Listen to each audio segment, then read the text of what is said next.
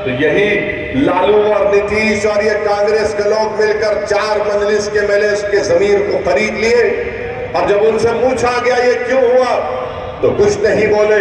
आज वो काम बीजेपी महाराष्ट्र में करती है तो ये तमाम के तमाम मीडिया में आकर रो रहे हैं, पुकार रहे हैं। याद रखो, अगर बिहार में जो मजलिस के एमएलए से हुआ गलत है तो फिर महाराष्ट्र में जो हुआ वो गलत होगा। नहीं तुम करोगे तो अच्छा और दूसरा करेगा तो गलत। ये इनका नाटक है, ये इनकी पॉलिसी है कि मीटिंग में जिसको बुलाकर बिठाती है। आज प्रफुल्ल पटेल साहब बीजेपी की तारीफ कर रहे हैं, ये तुम्हारा पोजीशन यूनिटी है। अरे छोड़ो ये सर्टिफिकेट बांटने की दुकान बंद करो। तुमको अगर बीजेपी को रोकना है तो आइडियोलॉजी की बुनियाद पर रोको। बीजेपी से मुकाबला करना है तो एक एजेंडा बनाओ।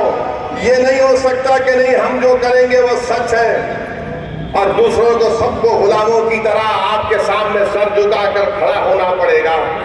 ये नहीं होने वाला है। अब आवाम बेदार हो चुकी है, नौजवान बेदार हो चुका है। तुम सिर्फ झूठ बोल बोल कर मुस्लिम अकलियत का वोट तो ले लेते हो मगर उसके बाद तुम बीजेपी को हरा नहीं पाते।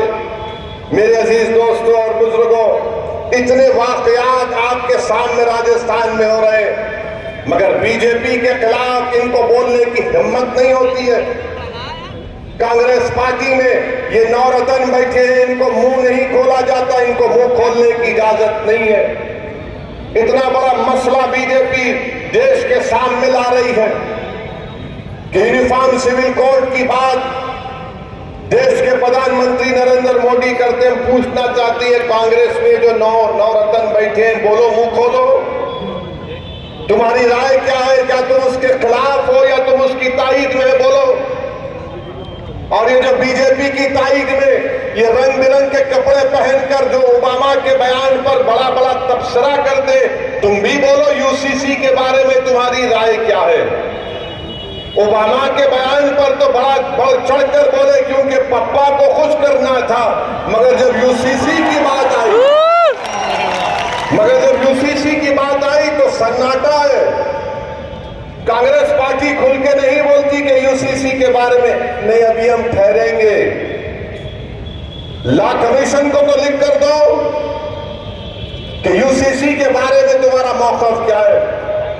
पहले लॉ कमीशन की रिपोर्ट थी, चौहान साहब उसके चेयरमैन थे, मजलिस ने लिख कर दिया कि मुखालिफत करते हैं।